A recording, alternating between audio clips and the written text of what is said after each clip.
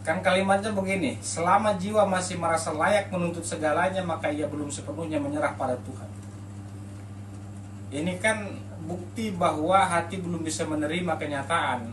Kenapa bukti bahwa ini hati belum bisa menerima kenyataan? Karena dia masih menuntut sesuatu itu agar benar-benar layak sesuai dengan apa yang dia inginkan. Sesuatu itu agar benar-benar layak sesuai dengan apa yang dia harapkan. Ada orang tidak boleh marah kepada kita, ada orang tidak boleh salah kepada kita, ada orang tidak boleh berkata buruk kepada kita. Adakah kenyataan yang kita inginkan juga harus tercapai? Setiap kejadian selalu harus manis untuk kita. Itu kan tuntutan-tuntutan kita.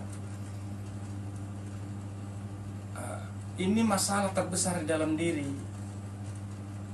Bahwa padahal saat kita membangun persepsi yang begitu di dalam hidup itu, sebenarnya pertanda bahwa kita tidak memahami esensi di dalam hidup. Kesalahan yang dibuat orang itu kan di luar kendali kita,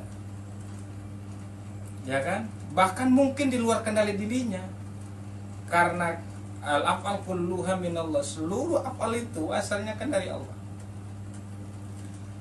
ya kan? Maka kalimatnya selama jiwa masih merasa layak menuntut segalanya, bahwa saya berhak untuk bahagia, saya berhak untuk hidup kaya, saya berhak untuk sukses, saya harus begini, harus begitu, bahwa setiap apa yang saya lakukan harus begini, begitu, begini, begitu.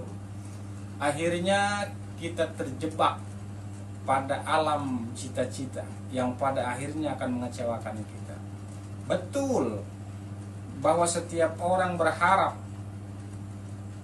tidak mendapatkan masalah dalam hidupnya, tapi hidup selalu mendatangkan masalah, ya kan? Betul bahwa setiap orang tidak boleh melakukan kesalahan baginya, tapi apakah dia mampu mengendalikan orang untuk tidak bersalah? Kan di luar kemampuannya. Mengapa harus direspon dengan kemarahan?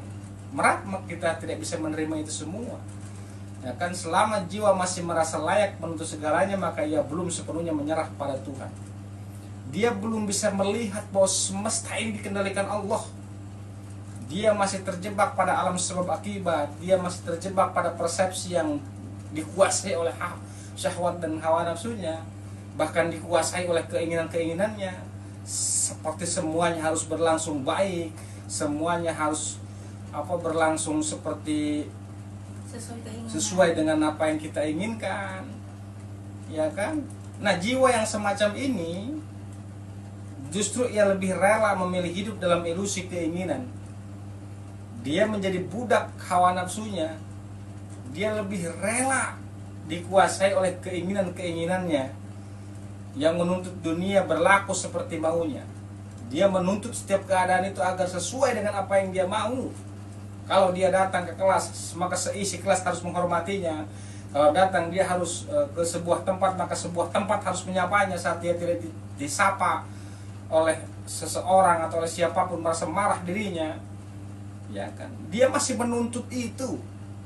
Dia tuntut dunia, padahal saat dia menuntut dunia, dia sedang menuntut takdir Tuhan, ya kan? Padahal ketenangan batin hanya akan singgah pada jiwa yang sepenuhnya mampu berserah pada Allah. Ingat, tanpa syarat, tanpa kritik, tanpa tanda tanya kenapa, bahkan mengapa, tanpa syarat. Karena takdir itu secara mutlak harus diterima sebagai sebuah bagian dari penguatan keimanan kita kepada Allah.